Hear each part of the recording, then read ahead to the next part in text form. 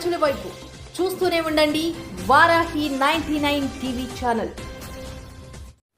అంతర్జాతీయ మహిళా దినోత్సవం సందర్భంగా సీఎం చంద్రబాబు నాయుడు నిర్వహించిన వేడుకలు కేవలం ఆడంబరాలకే పరిమితమయ్యాయని, మహిళలకు జరిగిన మేలు శూన్యమని ఎమ్మెల్సీ వర్ధు కళ్యాణి ధ్వజమెత్తారు.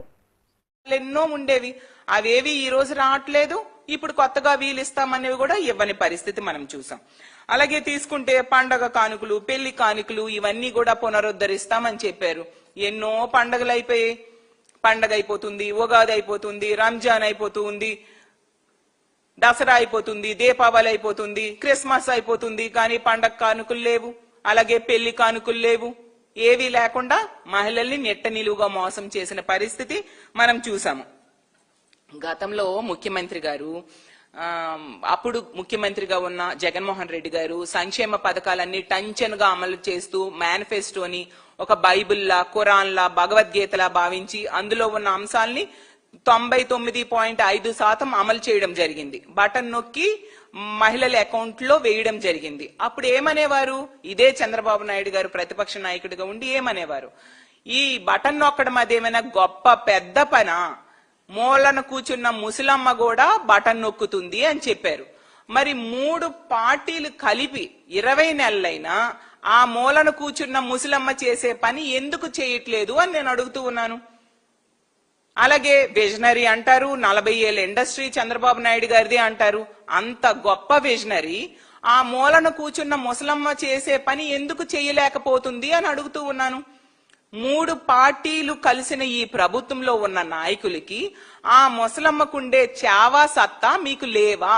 ఎందుకు బటన్ నొక్కి మీరిచ్చిన హామీలు అమలు చేయట్లేదు అని ఈ కూటమిలో ఉన్న పెద్దలకి ప్రశ్నిస్తూ ఉన్నాను. అంత దారుణంగా మహిళలకి మోసం చేశారు, అన్ని వర్గాల ప్రజలకి మోసం చేసిన పరిస్థితి మనం చూసాము. ఇప్పుడు ఏ మొహం పెట్టుకుని మహిళా దినోత్సవ వేడుకల్లో మహిళలకి ఏదో చేశామని గొప్పలు చెప్పుకుంటున్నారు అని నేను అడుగుతూ ఉన్నాను. మళ్ళీ నిన్న మహిళా దినోత్సవ వేడుకల్లో లా అండ్ ఆర్డర్ గురించి ఏదో చాలా గొప్పగా ఉండేట్టుగా మీరు చెప్పడం జరిగింది. ఈ రోజు తీసుకుంటే ఈ రాష్ట్రంలో గంజాయి, మద్యము, డ్రగ్స్ ఎంత దారుణంగా ఏరులై ప్రవహిస్తూ ఉండే పరిస్థితి ఈ రాష్ట్ర ప్రజలందరూ చూస్తూ ఉన్నారు. ఈ రోజు రోజుకి 3-4 మంది మహిళల మీద హత్యలు, అత్యాచారాలు జరుగుతున్నాయి. అలాగే 50-60 మంది మహిళల మీద అఘాయిత్యాలు జరుగుతున్నాయి రోజుకి అని చెప్పి కేసులు నమోదవుతూ ఉండే పరిస్థితి. మరి మహిళలకి రక్షణకి మీరేమి పాటుపడ్డారు? గతంలో ఉన్న దిశా వ్యవస్థని గాలి కొదిలేసిన పరిస్థితి చూసాం. అలాగే ఆ శక్తి యాప్ అని తీసుకొచ్చారు. జగనన్న పెట్టిన దిశ యాప్ కి కాపీ కొట్టి క్రెడిట్ చోరీ చేయడానికి చేశారు తప్ప మీరు కొత్తగా మహిళల రక్షణకు తీసుకున్న నిర్ణయాలేంటి? పోనీ అవి ఏమైనా పని చేస్తున్నాయా? ఈ ఎమర్జెన్సీ కాల్ సెంటర్ నెంబర్స్ ఏమైనా పని చేస్తున్నాయి అంటే మొన్ననే చూసాం, అమిత్ షా గారు లేఖ రాశారు చంద్రబాబు నాయుడు గారికి.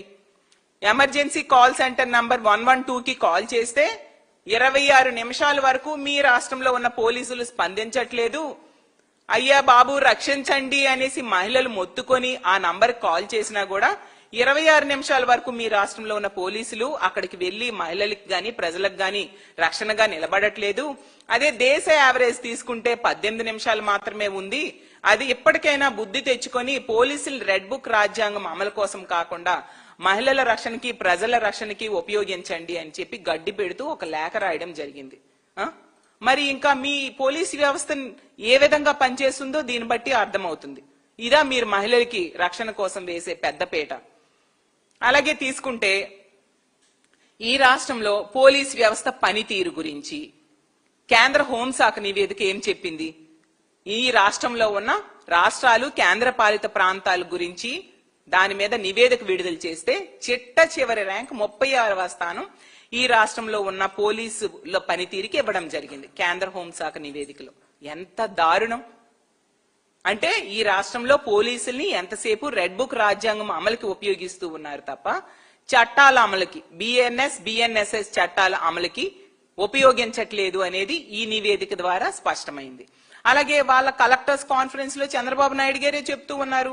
పోలీస్ వ్యవస్థ గురించి తీసుకుంటే డీ ఫంక్షనింగ్ అనేసి సర్వేలో వచ్చింది. ఈ రాష్ట్ర ప్రజలు డీ ఫంక్షనింగ్, అది అసలు పని చేయట్లేదు అని చెప్పి మొహాన్ని ఉమ్మేశారు. మీరే చెప్తున్నారు. మళ్ళీ మహిళల రక్షణకి మీరేమి పెద్దపీట వేశారు? అలాగే ఈ రోజు మద్యం గురించి తీసుకుంటే ఈ కూటమి ప్రభుత్వం అధికారంలోకి వచ్చాక ఈ రాష్ట్రంలో 80-90 వేల బెల్ షాప్స్ మనం చూస్తూ ఉన్నాము. పెర్మిట్ రూమ్స్ కి 5 లక్షలు కడితే పెర్మిట్ రూమ్స్ ఇచ్చేసే పరిస్థితి. గుడి లేదు, బడి లేదు, ప్రతి దగ్గర కూడా మద్యం షాపులు మనకు కనిపిస్తూ ఉండే పరిస్థితి.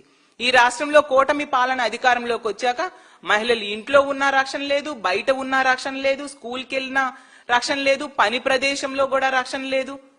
మరి ఎంతమంది మహిళలు చనిపోతూ ఉన్నారు, ఆడబిడ్డల ప్రాణాలు గాల్లో కలిసిపోతూ ఉన్నాయి, మహిళల ఆడబిడ్డల మానాలు పోతూ ఉండే పరిస్థితి. మరి మీరేం చేస్తూ ఉన్నారు అని నేను అడుగుతూ ఉన్నాను. లా అండ్ ఆర్డర్ అనేది ఈ రోజు ఎంత దారుణమైన పరిస్థితిలో ఉంది. మాట్లాడితే హోంమంత్రి, ఆవిడ ఒక మహిళ. గంజాయి ఈ ప్రభుత్వం అధికారంలోకి వచ్చిన 100 రోజుల్లో రూపుమాపుతామని చెప్పారు. ఆమె నివాసం ఉంటున్న విశాఖపట్నంలో గంజాయి పండిస్తున్నారు. గంజాయి రవాణా ఆమె సొంత నియోజకవర్గం మీదుగా జరుగుతూ ఉంది. అలాగే డ్రగ్స్ తీసుకుంటే ఎక్కడ చూసినా ఈ కూటమి అధికారంలోకి వచ్చాక డ్రగ్స్ కనిపిస్తూ ఉండే పరిస్థితి. చంద్రబాబు నాయుడు గారి నివాసం ఉంటున్న గుంటూరులో ఉంటున్నాయి డ్రగ్స్, హోంమంత్రి నివాసం ఉంటున్న విశాఖపట్నంలో ఉంటున్నాయి. ప్రతి దగ్గర డ్రగ్స్ విచ్చలవిడిగా దొరుకుతూ ఉండే పరిస్థితి. గంజాయి ఏకం ముఖ్యమంత్రి గారి సొంత నియోజకవర్గమైన కుప్పంలో కూడా పండిస్తూ ఉండే పరిస్థితి మనం చూస్తూ ఉన్నాము. వీటిని మీరు అరికట్టకపోతే మహిళల మీద నేరాలు ఘోరాలు ఎలా తగ్గుతాయి? అందుకే